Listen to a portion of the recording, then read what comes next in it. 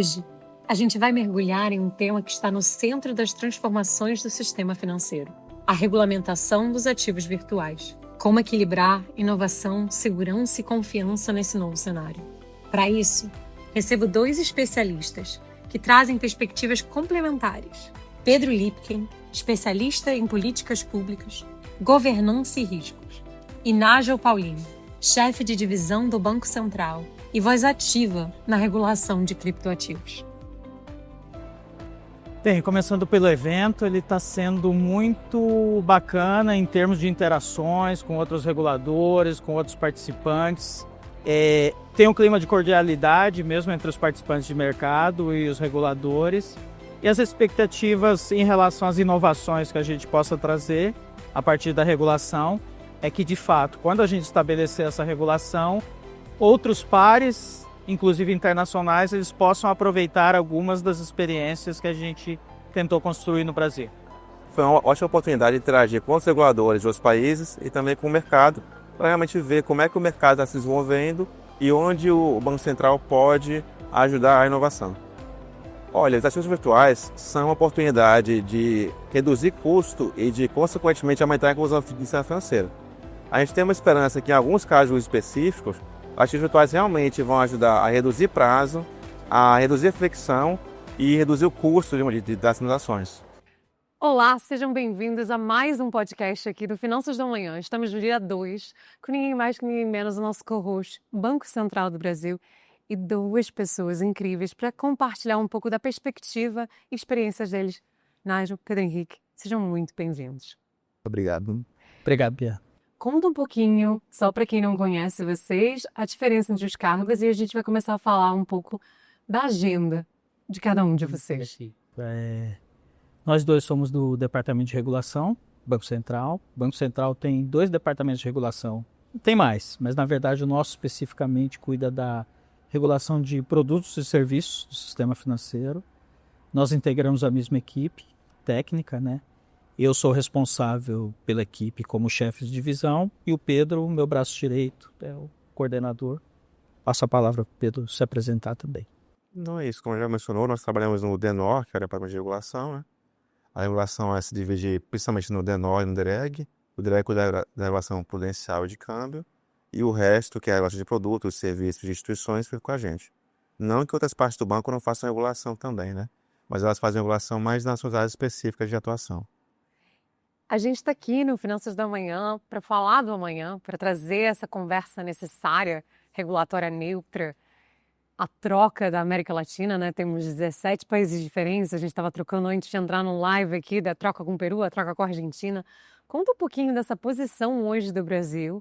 A gente está um caminho inteiro à frente, uma palavra que já trouxe à tona várias vezes, criptoativos, ativos digitais. Como que a gente está nessa agenda? Como que você falaria onde o Brasil está nessa jornada? Nós estamos muito próximos da conclusão da regulação. Tá? Eu sei, eu quase mudei meu evento para outubro, porque eu estava assim, vamos contar a história, vamos contar a história, vamos contar a história. Não caia nessa armadilha, porque não cairei. Os tempos e movimentos são complexos. Mas o processo de regulação a gente iniciou quando a Lei 14.478 estabeleceu algumas questões específicas do mercado de ativos virtuais, né? É um mercado que, originalmente, ele tinha muitas características voltadas para Bitcoin, para Ether, ativos mais nativos do mercado de ativos virtuais. E quando a lei foi estabelecida, depois de determinado tempo, ficou definido que o Banco Central seria o regulador desse mercado. Então, foi quando veio o grande desafio em função das características dos ativos, não são ativos tão típicos quanto os ativos que a gente geralmente regula. Das instituições, são instituições basicamente com características muito de mercados inovadores, disruptivos, caóticos, assim, que são muito baseados em tecnologia, tem muitos riscos cibernéticos, mas ao mesmo tempo eles trazem uma característica por si, que é a possibilidade de remoldurar o sistema financeiro tradicional. Então veio um desafio, mas ao mesmo tempo veio uma possibilidade relevante da gente tentar evoluir na arquitetura do sistema financeiro brasileiro e dos outros mercados internacionais, inclusive. E quando a gente vê hoje, Pedro, o Brasil e a América Latina, os maiores mercados ativos nesse mercado de criptoativos, ou assets digitais, tokenização, fervulhando. A gente teve aqui a CVM da Argentina falando que eles vão regular, falamos de VESP. Você vem de uma história, uma trajetória de compliance, de segurança. Como é que você vê toda essa agenda e essa necessidade de regular um mercado que ativo, mas vou usar a sua palavra, caótico? Então, é um desafio grande para a gente também regular um mercado que já funciona, né? Eu acho que é raro na história do Banco Central uma situação como essa em que a gente tem que entrar em um mercado que funciona, na maior parte das vezes bem, né? Com que atende o seu público de maneira adequada, mas agora vai ser colocado para debaixo do nosso guarda-chuva, né? Para dentro da sua área de regulação. É um desafio para a gente também, porque envolve não apenas o aprendizado do nosso sobre como funciona o mercado, mas também é um desafio de como a gente vai fazer como a gente vai incorporar esse segmento que não está acostumado com regulação em muitos casos à nossa regulação. E é muito útil para a gente que tenha também desenvolvimento de outros países, porque a regulação do mercado financeiro ela depende de uma certa convergência internacional para ser eficiente. A gente, principalmente em uma regulação de ativos que são quase que por natureza transfronteiriços. É muito difícil a gente regulamentar um ativo desse tipo sozinho no Brasil. Se a gente regular só aqui no Brasil, a gente ia inevitavelmente esbarrar numa ineficiência, porque seria muito fácil para qualquer usuário, para qualquer entidade, escapar da regulação e ir para o país. Então, a gente fica muito feliz se agora a regulamentação está andando, não só no Brasil, mas no mundo inteiro, porque eu acho que é essa convergência que vai definir também que a regulamentação seja eficaz. Quando a gente olha, que eu acho que a gente até trouxe aqui com diversos agentes do mercado e outros bancos centrais, essa inerência de regular um mercado que, na verdade, não nasceu transfronteiriço, nasceu global, nasceu aberto, nasceu quase que no escuro. Como que vocês encaram essa inesperada conversa? Porque, no fim, estamos aqui para proteger o público, para proteger um país, para proteger pessoas. E a gente sabe que o digital, na verdade, nunca teve fronteiras. Hoje ele agora pesa no bolso, compra casa e faz um monte de coisa. Me conta um pouquinho dessa trajetória, desse desafio, na verdade, e talvez coisas inesperadas ou interessantes que tenham acontecido nessa interação do mercado. Assim, voltando para o mercado de uns 15 anos atrás, eu acho que tem uma trajetória do Banco Central que foi mudando ao longo do tempo, que ela permitiu que a gente chegasse nos pontos que a gente está agora, tá? O Banco Central antes era uma instituição muito sisuda, assim, as respostas do Banco Central geralmente eram muito conservadoras, muito cuidadosas, mas teve um momento que o Banco Central decidiu assumir protagonismo, tá? Então o Banco Central decidiu que ele iria lidar com mercados que tinham concentração, como o mercado de pagamentos, e trazer novos incumbentes para dentro do perímetro regulatório deles, do próprio Banco Central. Então o Banco Central regulou um segmento específico, que é o segmento de instituições de pagamento. A gente teve um aprendizado naquela época. Fintechs de crédito, a mesma coisa. O Pix, que é, assim, vocês conhecem o êxito que teve o Pix. Então o Banco Central, em determinado momento, ele passou a assumir a inovação como missão própria, tá? No caso dos ativos virtuais, a gente aproveitou muito dessa experiência e muito dessa situação em que o Banco Central estava receptivo para conversar com o mercado, dialogar com o mercado e pegar o mercado que, embora não fosse tradicionalmente nosso, a gente poderia, de alguma forma, absorver, processar, aproveitar a experiência e construir alguma coisa distinta. Então, a construção da inovação, o Banco Central trouxe isso como uma missão implícita, não é uma missão institucional clara, mas, ao mesmo tempo, isso aproximou o mercado, que antes não se comunicava tanto com o Banco Central, e tinha até medo do Banco Central. Total, tá? Gente. Aqui medo teve uma do das pessoas Central, do Banco Central falar que eles chamavam de caixa preta.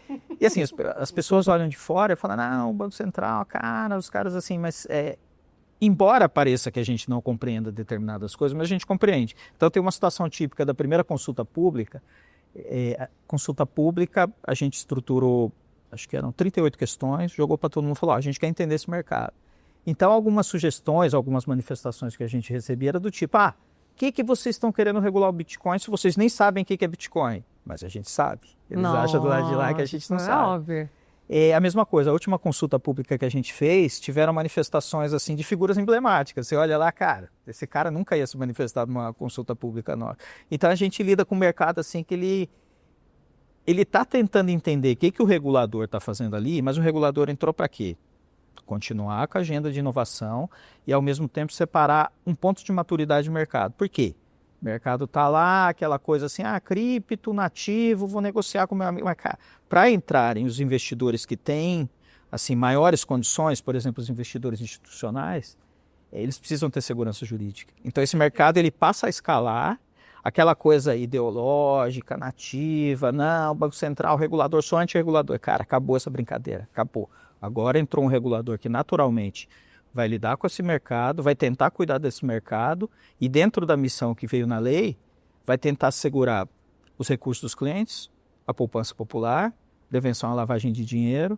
Então são os nossos nortes para tentar estruturar um mercado que tem muita inovação por dentro, mas tem as características que precisam ser tratadas. E é isso que a gente vai tentar fazer a partir do estabelecimento da nossa regulação.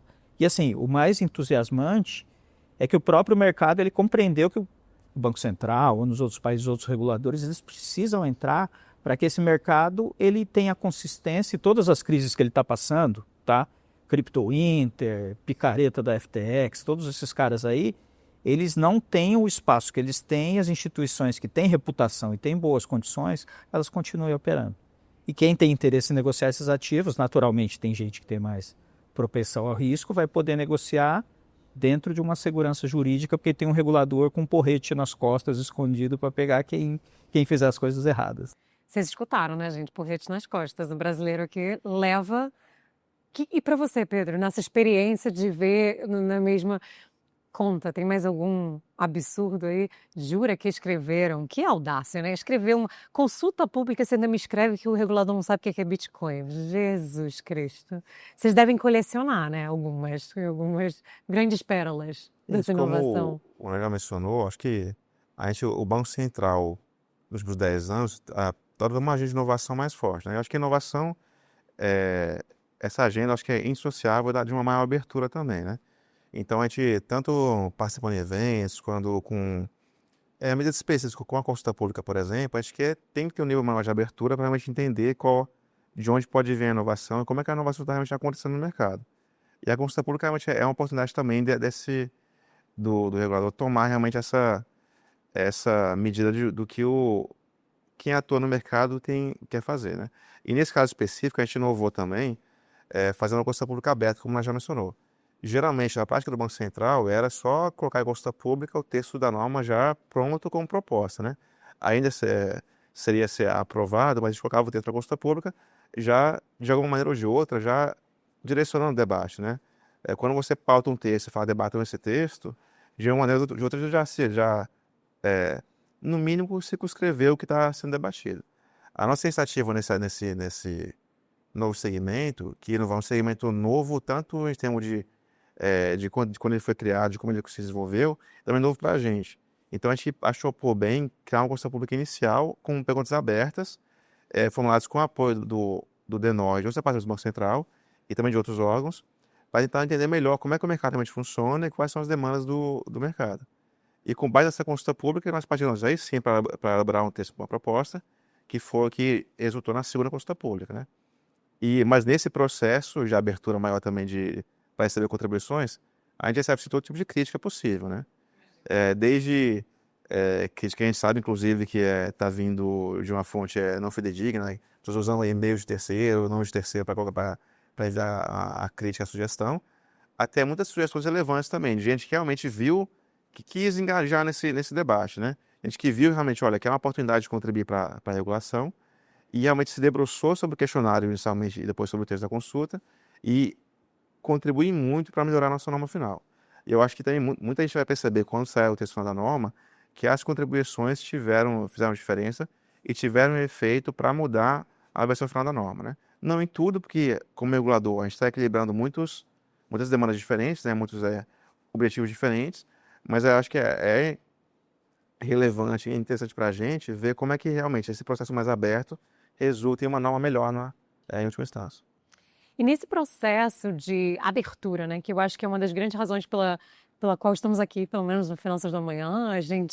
Eu como brasileira cidadã do mundo, tenho muito orgulho aqui, muita humildade de falar o quanto que o Banco Central do Brasil deveria estar em todas as notícias, em todos os palcos, o quanto que vocês inovaram e mudaram o nosso país. Eu acho que isso é indiscutível.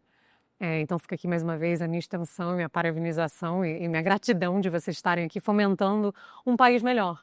Quando você olha tudo que vocês aprenderam, né? O número de fintechs que não existiam, existe hoje, o número de empresas de crédito que não existiam, existe hoje, o número de pagamentos. Eu acho que a galera de inovação sempre fala, nossa, é um novo... Mas tem muita lição que vem do passado, né? Tem muita coisa que no fim das contas são pessoas trocando valores por serviços ou experiências. Se a gente diminui tudo, a gente chega em dados, em gente, em empresas. O que vocês trazem hoje, quando vocês olham esse mercado em rebuliço, com um monte de modelo de inovação novo, um monte de modelo de negócio novo? O que você traz de lição no passado, de tudo que aconteceu em fintech, que você fala, olha, algumas dessas coisas ainda vão vir por aí? Pois é, quando a gente olha a evolução desse mercado, assim, especialmente as crises que aconteceram, você olha para o mercado tradicional e determinadas coisas aconteceram no histórico do mercado convencional, também aconteceram, mas aqui aconteceu de uma forma muito mais frenética, entendeu?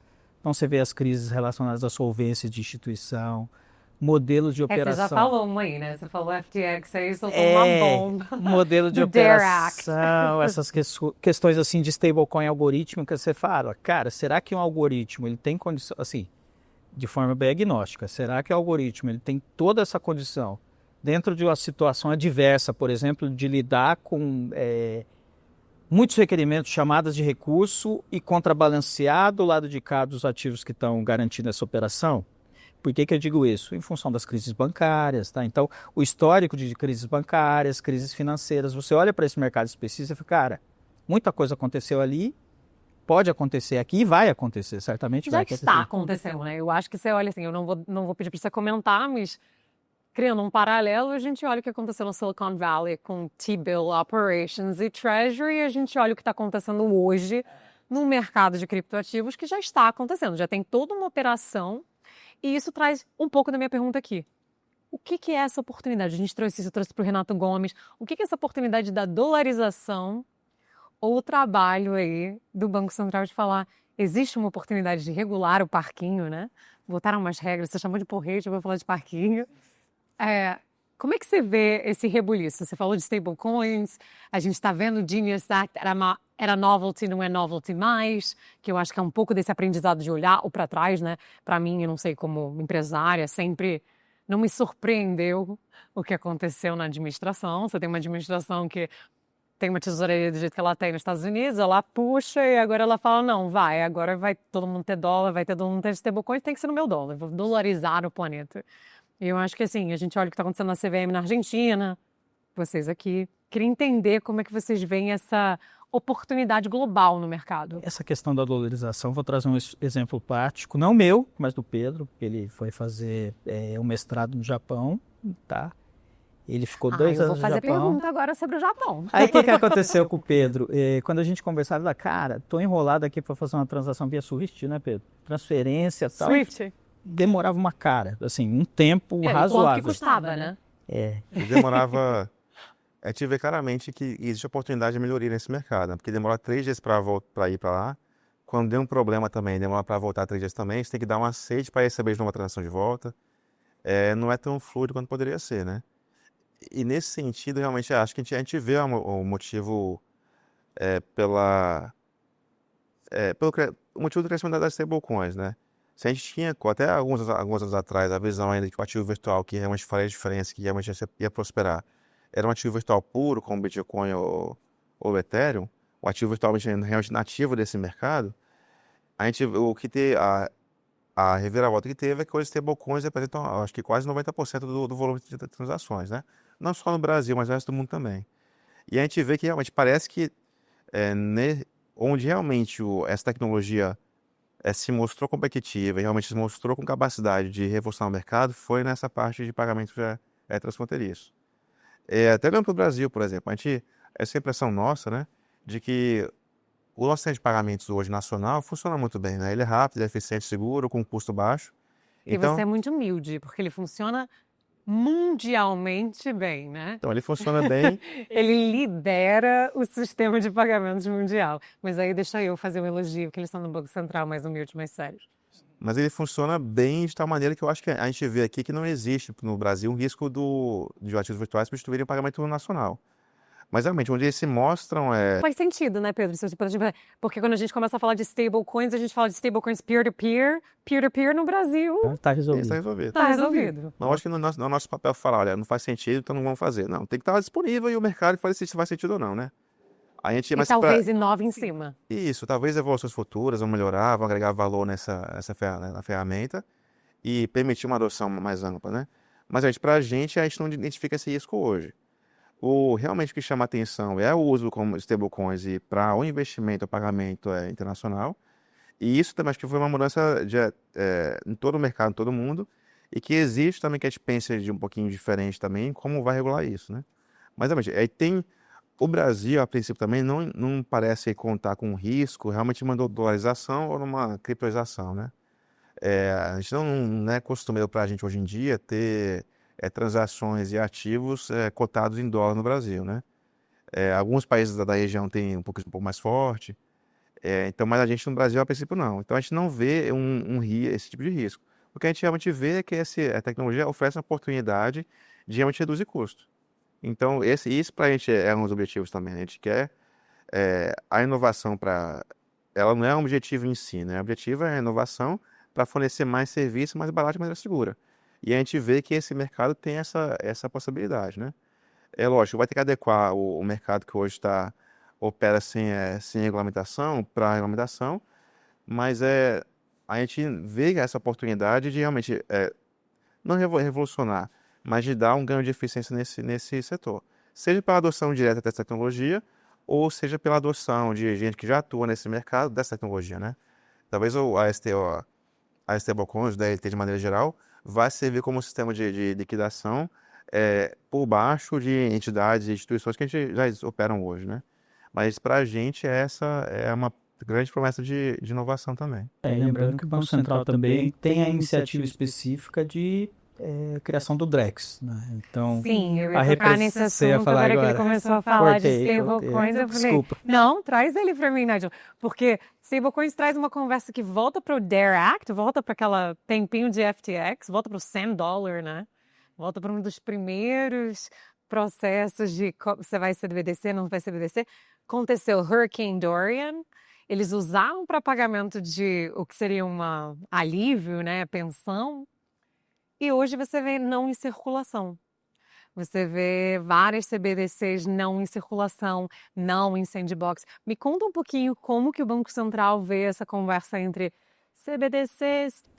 Esse xadrez. E uma pergunta que eu acho que tem muita aplicatividade quando a gente começa a pensar no que é stablecoins como tecnologia, cria como viabilidade de um dinheiro programável. Quando você começa a falar de recurso, de seguro, de conta, de FDI, insurance, você está vendo isso um pouquinho nos Estados Unidos. Então, para quem não entende, como é que vocês olham hoje essas distintas, mas conectadas atividades e pilotos? Quebra-cabeça. Quebra-cabeça. São múltiplas coisas assim, múltiplas frentes de inovação. E no caso específico da CBDC,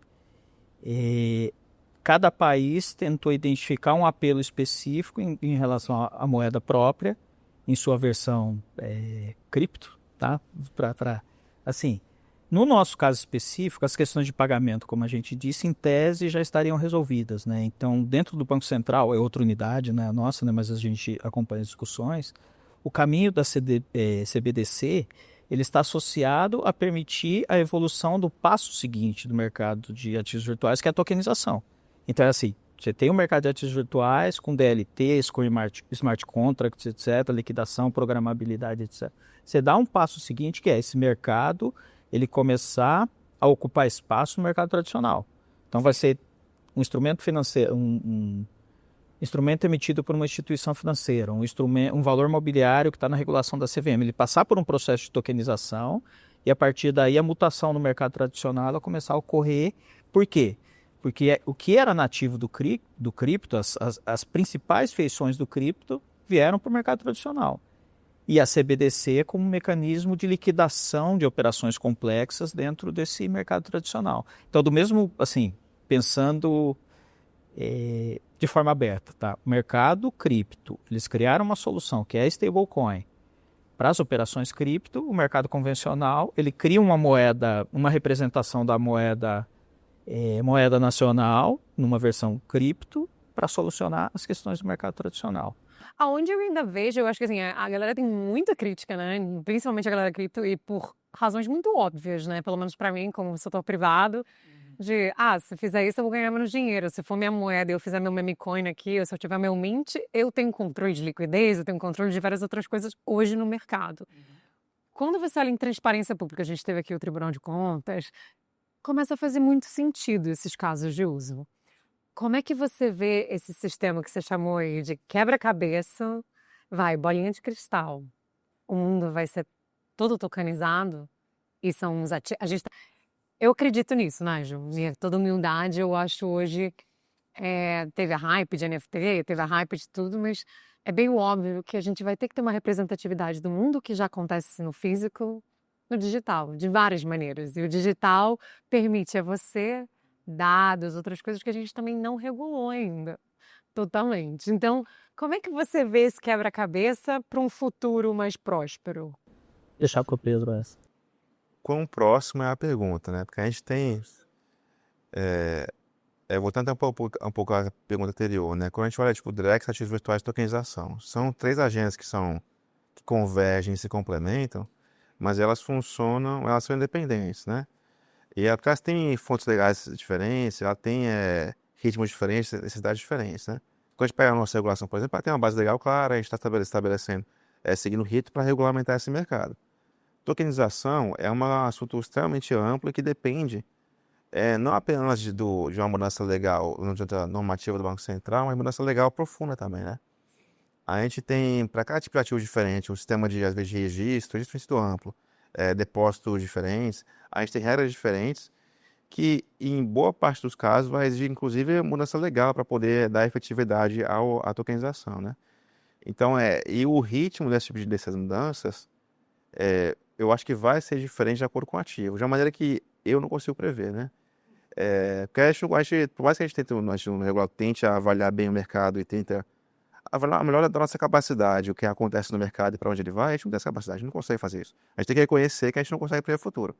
Então, é difícil saber, por exemplo, onde vai ser a pressão maior para realmente atualizar o arcabouço legal e regulatório para permitir a atualização. Mas, realmente, eu acho que é inevitável que isso avance, mas é difícil saber em que ativo, com que ativos e quão rápido vai ser. Eu acho que é justo falar isso, né? Primeiro que ninguém tem bola de cristal, eu acho muito engraçado quando os empreendedores aqui vêm e falam para mim que vai ser assim, assim e assado. Eu imagino que você deve ter a mesma reação. Geniais, que eu falo assim, nossa, que bola de cristal é essa que você tem? Posso me apostar? Mas eu acho que a oportunidade... Mas é bom que seja assim, né? Porque o espírito dos empreendedores mantém. Animal instinct, né? Como dizia o Keynes lá atrás, o cara tem que correr risco, tem que assumir risco, senão as coisas ficam muito estanques, tá? Então faz sentido ser um visionário, assim, correr atrás vai dar errado, mas é uma empreitada que deu errada porque o cara se arriscou e eventualmente poderia dar certo também, né? Mas eu acho que a gente está no ápice, a gente olha história, eu gosto muito de história. Uhum. Quando a gente olha história nunca na história do mercado financeiro a gente questionou tudo. O trilho, o valor do trilho, quem regula e põe o trilho... Esse é que apanha mais. Coitado. Tadinhos, né? Estão aqui na sabatina dessa entrevista. Quando a gente olha em confiança, regulação traz muito segurança, traz o que você falou, traz investimento externo, traz o sonho, o gás para esse empreendedor poder ter combustível para empreender e dar errado e fazer. Isso mudou o Brasil quando a gente fez isso em fintech. E eu acho que o mercado de criptoativos e tokenização está mudando na América Latina, indiscutivelmente. Quando vocês olham esse desafio em segurança, quando você olha esse desafio e como criar segurança nesse caminho, nessa jornada de caos, de repensar o quebra-cabeça inteiro? É exatamente o que você São falou os maiores desafios. dos trilhos e da contestação, assim, porque cada vez que o Banco Central tenta avançar em inovação, a gente acaba assim, caindo em determinadas situações que não são necessariamente reguláveis para a gente, mas que a gente tem que lidar. As normas específicas de segurança cibernética, por exemplo, né? Agora o Banco Central teve que soltar uma regulação específica relacionada ao PSTI, então o Banco Central tem que entrar em questões tecnológicas? Não tinha. Agora a gente tem, por quê? Porque os trilhos estão mudando, estão desafiando o regulador a avançar e entrar em determinadas searas que não são naturalmente nossas, né?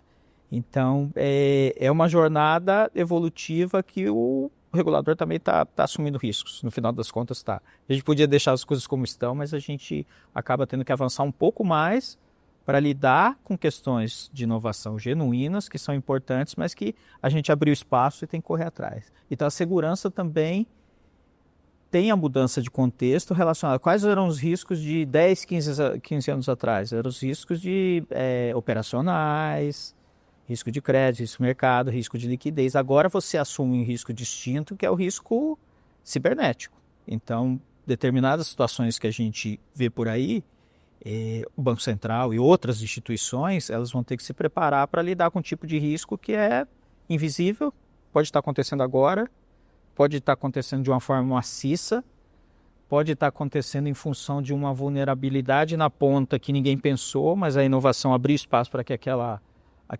ponta existisse. Né? Exatamente. A gente estava falando disso, de vetores. Quanto que isso amplia, mas amplia o número de vetores que você...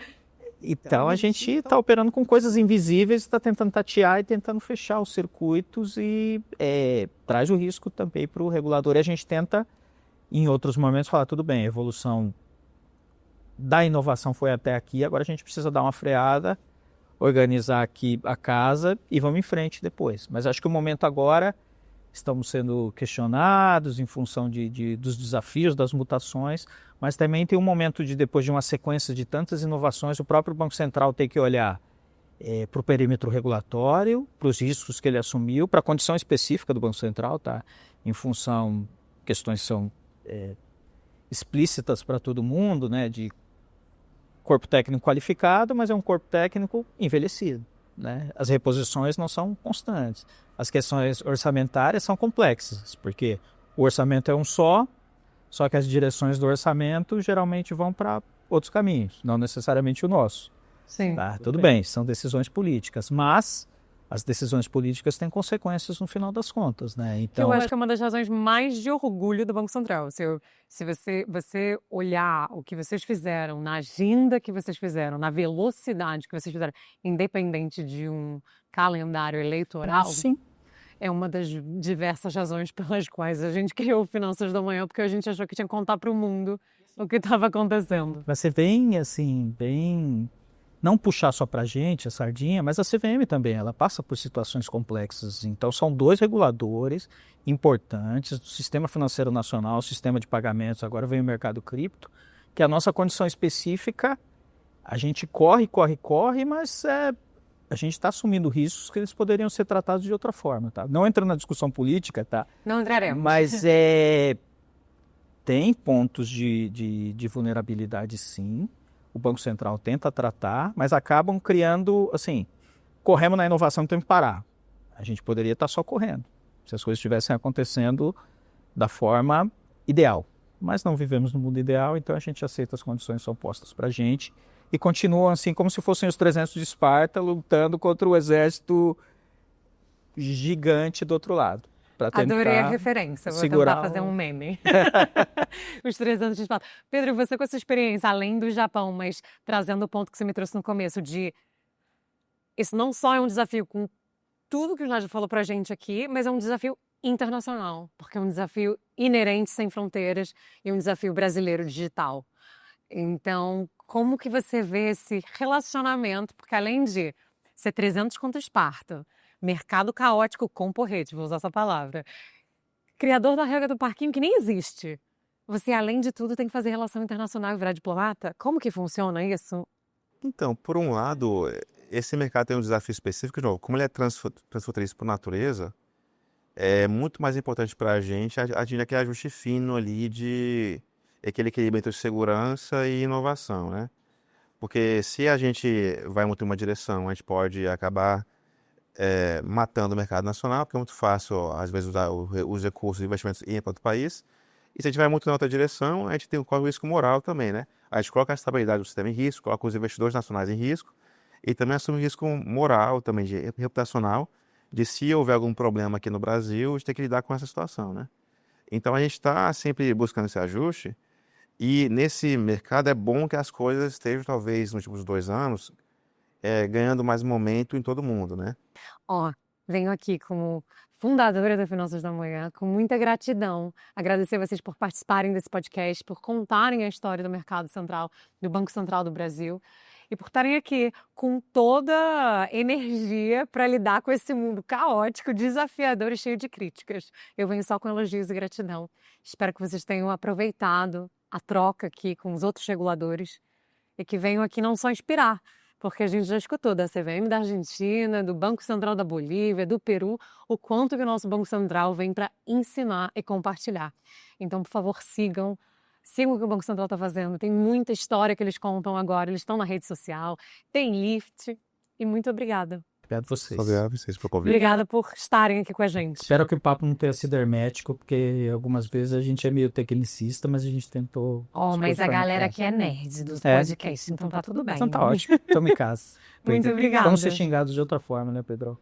Não, mas Eu tô brincando. depois eu vou falar, depois a gente faz um outro podcast para falar de yield, mas eu não ia botar isso assim, juros em interest numa bomba, né? Sem olhar para mim e falar, Bianca, não pode. Não pode, esse Então, não é o justo. momento. Tá Então, ótimo. muito obrigada, gente. Obrigado a você.